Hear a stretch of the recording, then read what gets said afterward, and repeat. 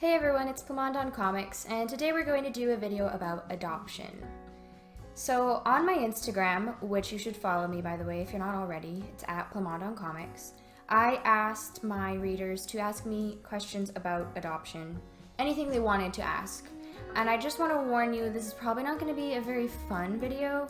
It's probably not going to be like funny or maybe even super riveting, but I do think it's important. I want to get a better, well-rounded idea of what adoption is and what it is not. Let's just crack into it. So the first questions that I'm going to do it by section, is just adoption general questions. Okay, so _P_Miller__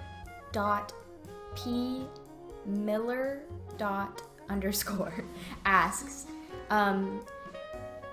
can you simply describe the adoption experience? It's like almost like being in a fog when it comes to your identity.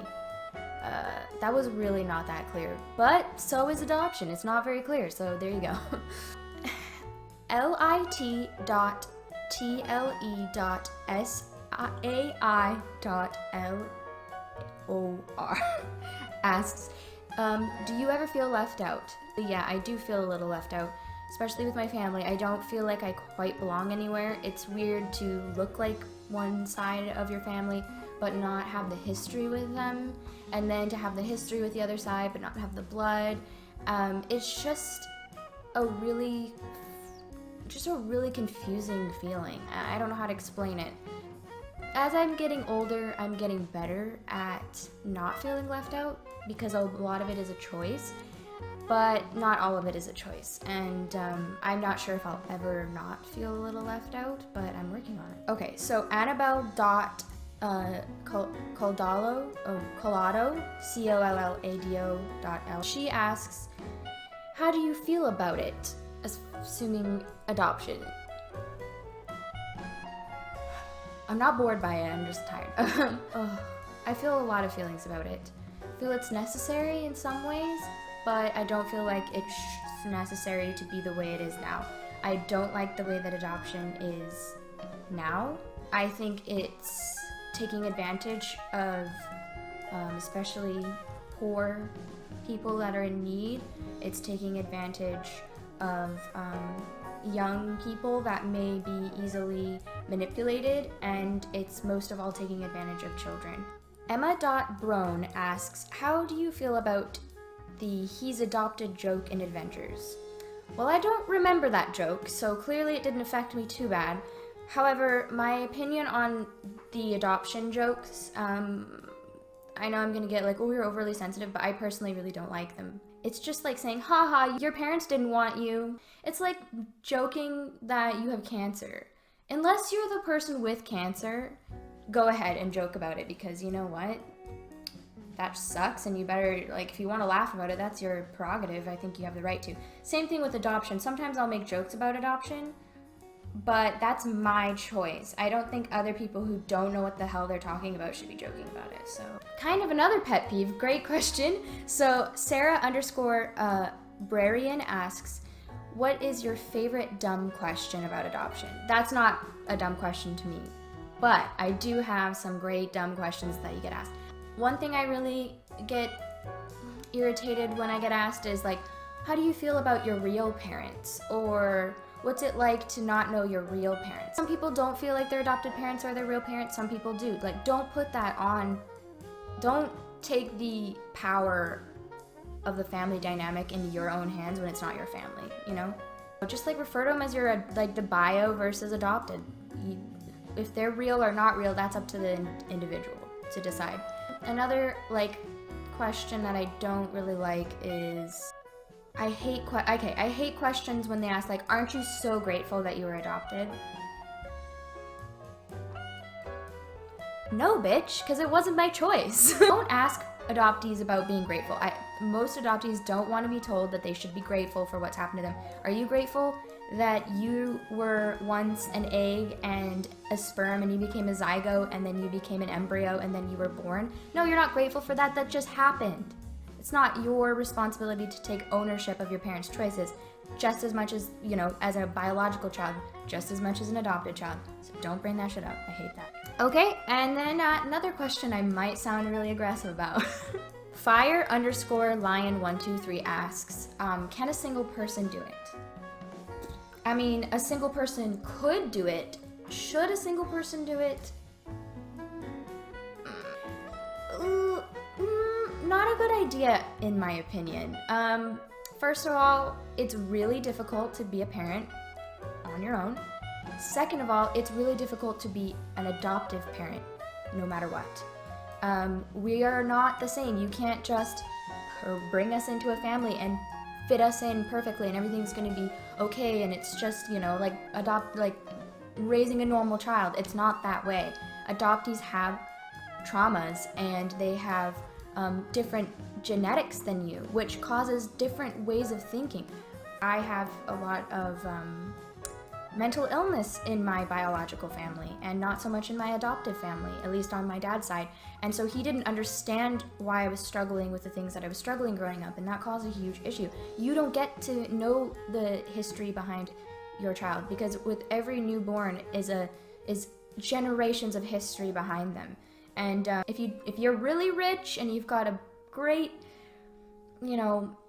family to back you up and great support, then I guess so it's better than them not having a parent at all. But don't just do it because you want to have a child, in my opinion. Anyways, let's get into my personal adoption. We're gonna ask questions about my adoption. X-File Gal asks, were you adopted as a baby? If so, how did your parents tell you? I was adopted as a baby. I was a week old when I was adopted, and my parents told me ever since I was little that I was adopted. I feel like my parents, especially for being parents in the early 90s, did a great job regarding my adoption specifically, especially my adopted mother. It was important for her to know, for me to know where I come from and to understand that that's okay to be curious and everything, and I think that was really amazing on her part. So I always knew I was adopted. I don't remember exactly when they told me. My birth parents got to meet me when I was really young. So although they weren't a consistent part of my life, they were a part of my life ever since I was a baby. So I don't really remember, but if possible, I do recommend introducing the birth parents into the child's life as soon as possible. There definitely shouldn't be any secrets. If the biological parents are not physically there, or they're not capable of being in their lives, or they don't want to be in their lives, I think it's important to at least give them a picture, give them an idea of what their biological parents and family is like. Sophie.wombat asks, do you have adopted siblings? Also, do you keep in contact with your birth parents? I already answered that first question. Yes, I continue to this day to have a relationship with my birth parents. As for having adoptive siblings, I actually do have one adopted sibling. He's my cousin, technically, but my birth mother actually adopted him, which is really weird, kind of comes full circle, and I'm a lot older than him, and I actually, I played a decent role in his life growing up. I moved in with my birth mother when I was younger, when I was a teen, and I helped raise him, my adopted brother, so that was kind of weird. But it was really good, and I think it's so great to have an adoptive sibling. He gets it, when he talks about his mom, and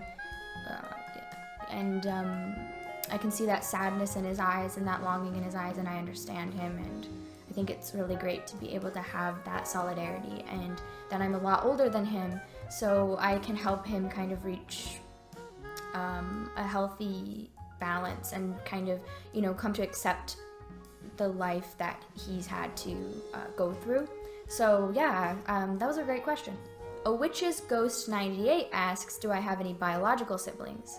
I have several half siblings, but I don't have one biological, fully biological sibling. Again, Annabelle.colado.l asked, do you think about your adopted parents as parents, or is it strange that they aren't biological? I do think of them as parents, but I don't fully trust them as parents. That sounds bad, but I'm gonna be honest with you. I struggle with feeling safe with them, but I don't feel safe with my biological parents either. I've observed from other families this closeness to them. There's this sense of, I've always got your back and you've always got mine. There's this, I know you and you know me, and I don't have that feeling with a single one of my parents. And it might not just be adoption, it might also be the way I was raised and the things that I went through, but I do think adoption played a decent part in that. Being adopted is just never, like, everything is constantly blurry and muddy. Deep in Flowers asks, what impacted you more, being adopted or being Mormon? I don't know if you know this, but I grew up Mormon, or LDS, Latter-day Saint. I also did a Growing Up Mormon Q&A, which you can check out on my channel. What impacted me more? I can't say. I think they probably equally impacted me because they're both an identity thing. I don't know, man. I think they both really fucked me up. I think the being adopted, not fitting in there, kind of compounded on being Mormon and not really believing in a lot of the things that Mormons taught. It was just a mess.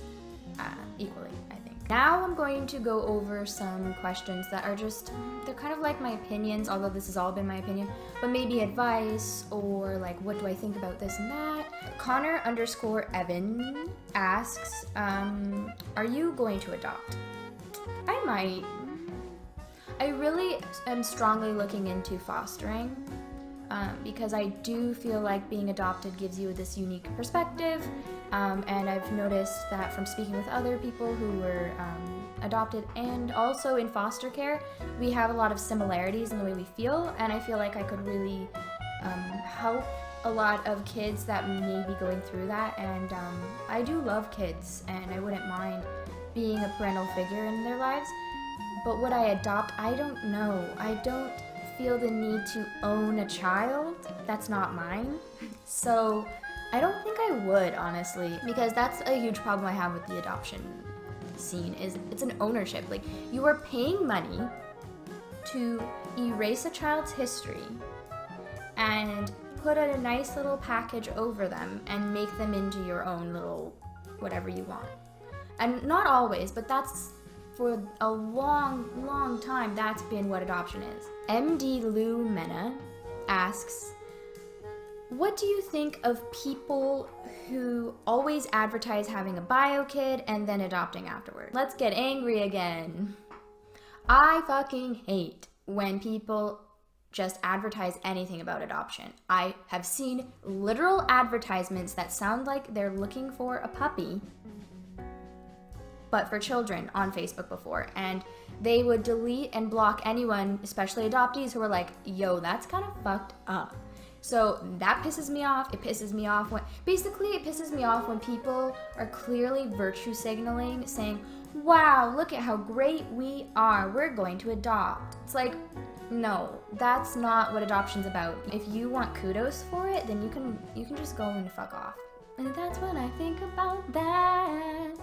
This is a great question. Michelle P. Boone asks, how do you ethically adopt a child? That's a big question that I don't really have a specific answer to. I was adopted through LDS Social Services because, again, I grew up Mormon, and it's actually been terminated, this department in LDS Social Services, because of all the corruption and all of the legal issues they've had. My adoption story would fall into this fucked up category.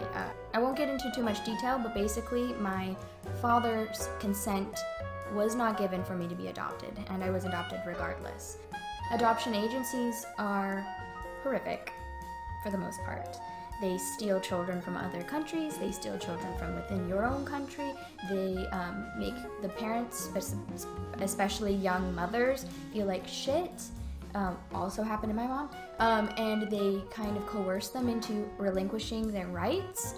They will do basically anything to get that child to another desperate family that just needs a child, and will take that hopeful parent's earnestness or desperation or whatever it is, because then they'll get a lot of money from them. Like I said, it's a multi-billion-dollar industry.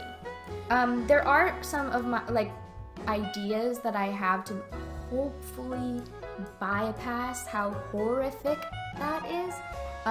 One thing is, I would strongly encourage you to adopt open. If it's a closed adoption, don't do that. That's fucked up. Your child deserves to know where they're from.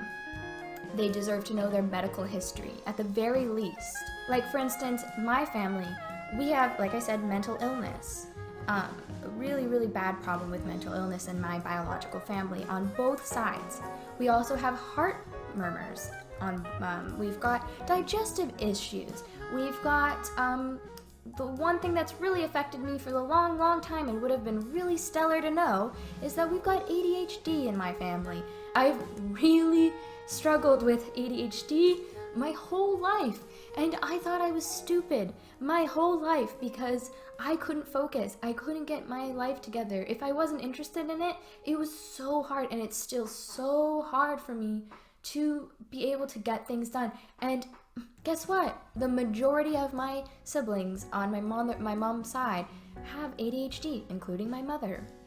And that would have been really great to know from the start. And so make sure that you're having an open adoption. Secondly, if you can speak with the biological parents, speak with them. Make sure, read their mood. Make sure that they're not being coerced into this and that this is their decision. And make sure that you guys have a game plan, because you aren't their only parent. You never will be. There's always going to be that original parent, that biological parent, and they deserve to have as much of a say as they possibly can in the situation.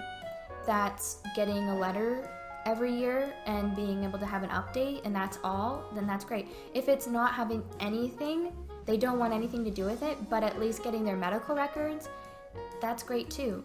Also, if you are thinking about having your child adopted, one thing that you should think about is the fact that you just chose to have this child. You chose to give birth to this child and have it adopted. So what happens when that child's an adult? That is out of your hands. If they come looking for you, that's their right to do so. So don't put all of your trauma and everything onto them, and don't be angry at them if they want to know you. Don't be surprised, because that happens all the time. I think that's the main things that I say about an ethical adoption. Unfortunately, I can't say which agencies are and are not corrupt. In my opinion, most of them are. So you're going to have to do the ethical thing on your own. Maybe some caseworkers are better than others. So maybe, interview them and make sure that you get a good vibe from them and that they are clearly looking for the interest of the child. Yes, I do, my dear asks, do you think intercountry adoption should be allowed? I don't know. Because here's the thing. There are other countries that are more well off than other ones, right? And it would be great if those countries could help out. But at the same time, taking a child away from their heritage is so difficult on the child. Interracial adoption, from what I've observed, is so difficult on the child. I really don't have an answer, but I do know that a lot of the super fucked up adoption stories do come from interchanging. And I think until we can get a better grapple on that, we probably shouldn't be doing intercountry adoptions, because a lot of these children have loving parents that don't want their children relinquished, but they've been stolen. And yes, I do personally know of people that have gone through that horrific thing. So yeah, that's it. Probably not very funny, probably a little stressful. It was a little stressful for me, but I think it's really important that we go over these things. And like I said, I think the biggest thing that I want people to take away is adoption is never, or should never be, about the parents. Of course, they should have great resources to help them. They should have the support that they need and everything. But it's not about fulfilling their needs or their wants or their desires. It's about the child. And then the other thing is, adoption is difficult. You are taking a human being with DNA and history, and you are putting it into a foreign world. And that's going to be difficult. And some may struggle more than others, but you need to understand that this is not your child. This is a child that you love and that you care for and that you have brought into your home. It's just complicated. I just think that if we are more open and honest about it and we let the person that's affected the most, which is the child, speak up and just be able to say whatever they need to say, then we're going to get so much better and adoption will get so much better. And hopefully, as we recognize the adoptees' needs, the agencies will be forced to step it up and meet those children's needs. So anyways, if you liked this video, please consider subscribing. Please give me a thumbs up. I have a lot more things in store. This is a random channel, I'm not gonna lie to you. But if you like the things I have to say, if you like humor, if you like seriousness, if you like to just... If you want to help a homie out, then yes, hit that subscribe button, hit the like button, and if you really like it, then maybe even consider becoming a patron. And again, thank you so much, and I'll see you in the next video.